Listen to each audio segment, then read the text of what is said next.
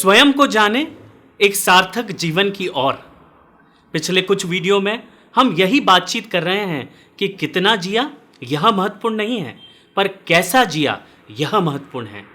आज बहुत ही हर्ष का विषय है कि इस टॉपिक पर हम सभी के साथ बात करने के लिए मौजूद हैं श्री सत्यसाई विद्या विहार इंदौर की प्राचार्य महोदया आदरणीय श्रीमती पुनीता नेहरू मैम। मैम, आपका बहुत बहुत स्वागत, धन्यवाद कि आपने यह अमूल्य समय हमें इस टॉपिक पे बातचीत करने के लिए दिया। जो यह जीवन हमें मिला है और यह भगवान ने दिया है या मदर नेचर ने यह जीवन दिया है, क्या रोज़ सुबह उठना, अपने दैनिक कार्य करना, घर के कार्य करना, स्कूल कॉलेज ऑफिस जाना और फिर वापस घर आके सो जाना, क्या इसी हेतु हम इस दुनिया में आए हैं या हमारे जीवन का कोई पर्पस है? क्या सोचते हैं मैम आप? साई राम, ये बहुत ही अच्छा प्रश्न आपने किया है और ये बहुत गूढ़ प्रश्न है। जो मैंने अपने गुरु से सीखा, जो उन्होंने बताया, जो मैंने अपने ग्रंथों में पढ़ा और उसके बाद जो मेरी उम्र है उसमें जितने भी मैंने संतों से, विद्वानों से मेरा परिचय हुआ, उनकी मैंने वाणी सुनी, उनके मैंने किताबें पढ़ी, वो सब के बाद अब मैं इस तात्पर्य पे आई हूँ कि हमारा हर एक इंसान का जो ज़िंदगी है, हर एक इंसान की जो ज़िंदगी है वो कोइंसिडेंस नहीं हो सकती, ना ही है। ये हमारी एक सोल जर्नी है, from the beginning to the end, जब हम मर्ज करेंगे उस सुप्रीम पावर में, जिसको आप कुछ भी बोलें, किसी भी नाम से।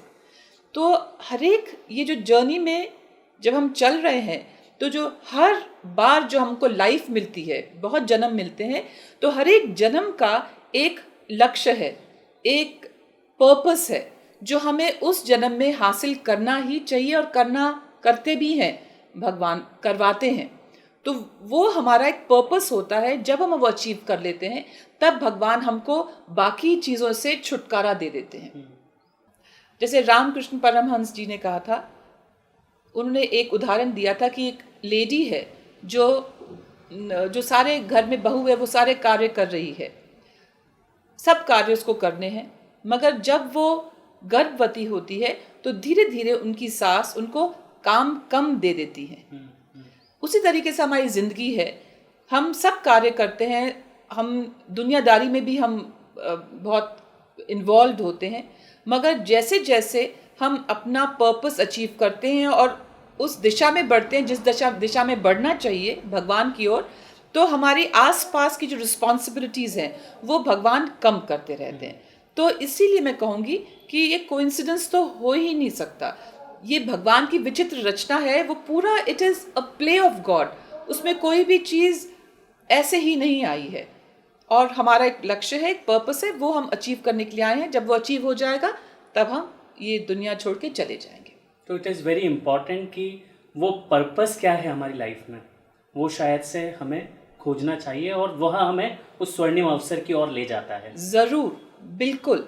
ये बहुत पहले की बात है, जब मैं नई बाबा के फोल्ड में आई थी, तब मैं बाबा को इतना नहीं मानती थी, मतलब आई थी उस समय। बाबा को मैं जब मिली तो मैं इतनी प्रभावित हुई और उस समय मैं अपने हस्बैंड की डेथ से भी बहुत व्याकुल थी। तो मैंने तब बाबा से कहा कि मुझे फ्री कर दीजिए और मुझे अपने पास ले जाइए, मुझे ये ज़िंदगी नहीं जीनी, तो मुझे छुटकारा दीजिए। तब भगवान ने कहा था कि तुम सबसे सुप्रीम चाहती और इतनी जल्दी, and he said the purpose for which you have taken birth, when it will be over I will call you back. So तभी मैं समझ गई थी कि हर एक इंसान का एक पर्पस होता है, जब वो ख़त्म होता है तभी भगवान उसकी ज़िंदगी आगे लेके चलते हैं, मतलब वो ख़त्म होती है ज़िंदगी। ज़िंदगी एक कैनवस है जिसको हम लेके आते हैं और कुछ हमारे कलर्स पहले से जो हमारे प्रारब्ध होते हैं उनको लेके आते हैं, और इस कैनवस को जो ब्लैंक हम जब जन्म लेते हैं तो मिलता है, उसको हमको अलग अलग रंगों से, अपने विचारों से और हमारे एक्शन से उसको एक ब्यूटीफुल सीन बनाना है, एक ब्यूटीफुल पेंटिंग बनानी है उसकी। कभी भी ज़िंदगी एक स्ट्रेट लाइन में नहीं चलती, वो स्टैग्नेंट हो जाती है और वो उसमें से बदबू आने लगती है। वो इंसान जो हर रोज़ उठकर अपने को रिक्रिएट करता है, अपना कोई लक्ष्य साध कर आगे चलता है, वो इंसान एक्चुअली में जीवित है। बाकी सब मरे समान है, ये मेरा सोचना है। और बहुत सारे लक्ष्य हमारे होते हैं। अल्टीमेट लक्ष्य होता है कि नेचुरली मर्ज इन गॉड। छोटे छोटे लक्ष्य होते हैं अचीव करने के लिए, और जिंदगी के हर एक मोड़ पे हमारे लक्ष्य अलग अलग भी होते हैं। जब तक लक्ष्य है तब तक हमारी जिंदगी सुचारू रूप से चलती है और हम अलाइव होते हैं। जिस दिन हमारे जिंदगी का लक्ष्य खत्म हो गया, उसी दिन हम लोग की डेथ हो जाती है। खाली बॉडी में हमारी सोल रहने से जिंदगी नहीं होती। जिंदगी तब होती है जब हम अपने लक्ष्य की तरफ बढ़ रहे होते हैं। And a goalless life is a useless life, it's a death life. This is what I feel. Thank you so much ma'am. Ma'am, आपके जीवन के अनुभव से कोई ऐसी 3 बातें जो आपको लगता है वह जीवन में बहुत महत्वपूर्ण और अहम भूमिका निभाते हैं, वह 3 बातें कौन सी है? ये बहुत ही अच्छा और मेरा फेवरेट क्वेश्चन है, जिसके ऊपर मैं बहुत बार बोल चुकी हूँ अपने बच्चों को। मुझे एक बार बाबा ने एक लाइन बोली थी। ये बोला था, your destiny does not depend upon examination marks, it depends more on character, will power and the grace of God. ये 3 चीज़ें खाली चाहिए। इन 3 चीज़ों में सारी चीज़ें समा जाती हैं। अगर आप देखें कैरेक्टर का मतलब है फॉरगिवनेस, कैरेक्टर का मतलब है टॉलरेंस, कैरेक्टर का मतलब है पेशेंस, कैरेक्टर का मतलब है मीठा बोलना, कैरेक्टर का मतलब है हेल्प करना। Character is such a vast term, तो इसमें ये सब आ जाता है। हमारा चाल चलन कैसा होना चाहिए, हम अपनी ड्यूटी की प्रति हम कैसा हमारा आचरण है, ये सब के सब कैरेक्टर में आता है। अगर हम अपने कैरेक्टर पे ध्यान दें, हम ठीक से सबसे बात करें, फॉरगिव करें, मीठा बोलें, अपनी ड्यूटी करें अपने पेरेंट्स के प्रति, अपने सोसाइटी की तरफ, तो हम अच्छा एक कैरेक्टर डेवलप होता है जो हमको आगे चलकर बहुत सक्सेसफुल बनाता है। हमारे गोल हम अचीव कर सकते हैं। जिस आदमी का कैरेक्टर ठीक नहीं होगा, चाहे सोसाइटी अपने आप में कैसी भी हो, कोई भी इंसान अपने आप में शायद इतना अच्छा कैरेक्टर ना हो, बट जब दूसरे को हमको सक्सेसफुल बनाना है, जब सबका हाथ होता है, तब वो यही देखते हैं कि कैरेक्टर उसका अच्छा होना चाहिए, हमारा हो ना हो। तो अगर आपको सक्सेसफुल होना है, अपने गोल्स को अचीव करना है, it's a collective effort of the society and the people you are with your family. If your character is good, it's a cake walk. But character को अच्छा बनाना, it is not a cake walk, it's an everyday development. So that is one. Second is willpower. Willpower is so important. Willpower is your determination, your discipline. That comes in character also. ये सब मिली जुली हैं terms. willpower के ऊपर मैं आपको एक चीज़ बताती हूँ, इंसिडेंट जिसने मेरी willpower स्ट्रॉन्ग करी थी। बहुत पहले की बात है, जब मैं वॉलीबॉल खेलती थी, और मैं तब उस समय I was in BA first year. तो मैं वॉलीबॉल, मैं शॉर्ट में बताऊंगी that I went for this Haryana sports festival in Karnal. वहाँ पर हमारी टीम थी जिसमें मैं और एक और लड़की थी, वो बूस्टर थी। We were the only 2 girls who used to play volleyball. Rest of them did not know, because I was from Kurukshetra university, जहाँ पर और कोई वॉलीबॉल नहीं खेलता था सिवाय मेरे। मैं एक लड़की थी और सारे बॉयज़ के साथ खेलती थी। दूसरी टीम थी हरियाणा एग्रीकल्चर यूनिवर्सिटी की, स्पोर्ट्स कॉलेज की, जहाँ सब के सब नेशनल लेवल प्लेयर्स थी, और एक थी इंटरनेशनल लेवल प्लेयर भी।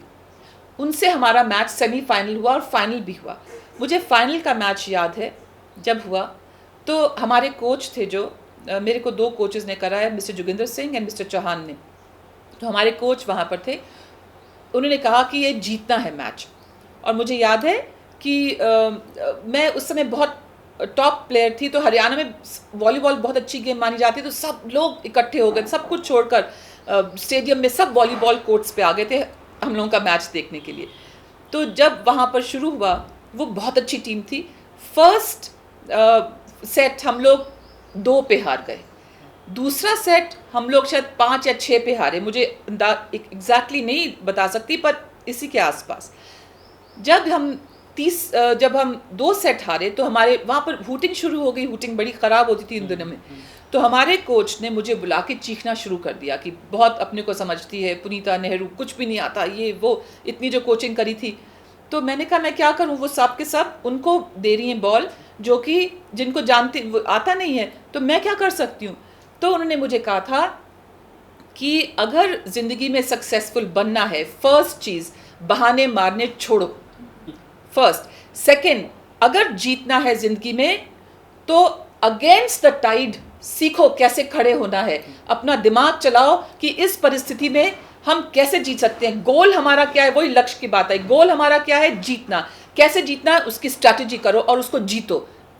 बहाने नहीं मारने। बहाने वो मारता है जो वीक है, जिसको मालूम है वो पहले ही डिफीटेड है, तो वो बहाने मारता है। उसके बाद जो हमने स्ट्रैटेजी करी, सब लड़कियों को बोला कुछ नहीं, मैंने सारा बीच का करा। जो दीदी थी, जो बूस्टर थी, वो आगे गई and then we went on to win the match. आप बिलीव नहीं करेंगे, लास्ट का जो सेट था दैट वाज उस समय 15 का होता था, that went up to 42, 15 all, 16 all. एक वो जीते, एक हम जीते, और मैं सब तरफ से कर रही थी, दीदी मेरे साथ, और वहाँ पर वो 6 लड़कियाँ थी, तब भी हम वो मैच जीते।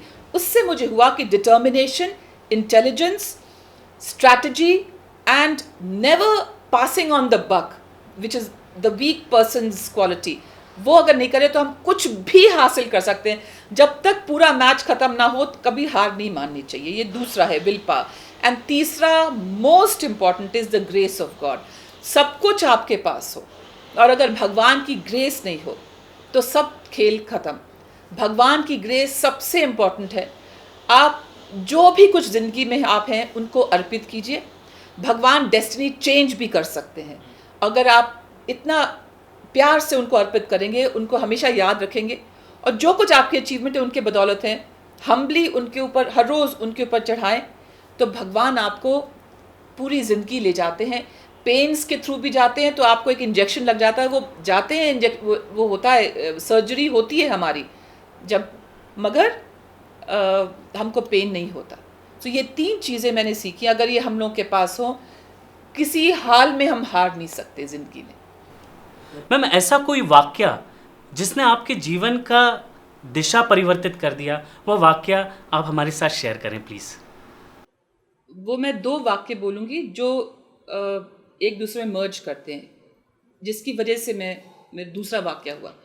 पहला वाक्य तो ये था कि मेरे हस्बैंड को कैंसर था और वो बहुत बीमार हो गए, और उनको बचाने के लिए, क्योंकि डॉक्टर्स ने गिव अप कर दिया था, उनको बचाने के लिए मैं सत्य साईं बाबा के वहाँ पहुँची। मैं सत्य साईं बाबा की डिवोटी हूँ। मेरी जो ज़िंदगी है उस दिन से ही जो है मेरी पर्पसफुल ज़िंदगी बनी है। तो वो वाक़या मैं आपको रिलेट करूँगी कि जब मैं बाबा के पास गई, सत्य साईं बाबा के पास, तो मैं गई थी अपने हस्बैंड को बचाने के लिए। मुझे कुछ इंटरेस्ट नहीं था कि मैं स्पिरिचुअल बनूँ या मुझे कुछ इंटरेस्ट नहीं था। मुझे ये था मेरे हस्बैंड बच जाएं। और अब मैं बताऊंगी दूसरा वाक्या कि क्या भगवान ने मेरे को चेंज लाए।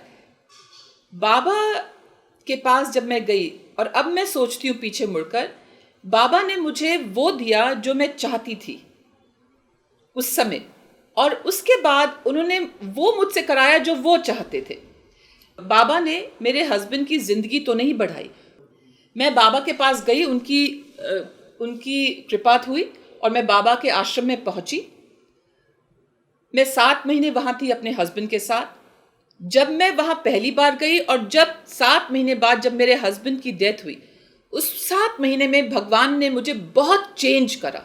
मैं वहाँ बहुत सारे सज्जनों के साथ थी, उनसे बातचीत हुई, बाबा की बहुत सारी स्पीचेस, उनकी डिस्कोर्सेस सुने, और फिर मेरे अंदर धीरे धीरे बदलाव आना शुरू हुआ। और उससे मुझे ये समझ में आया कि हम सबका एक एक लक्ष्य है। उस समय मेरे को बाबा ने मुझे प्रिपेयर करा मुझे कि मेरे हस्बैंड की death has to happen, it is life, और वो जाना उनका ज़रूरी है।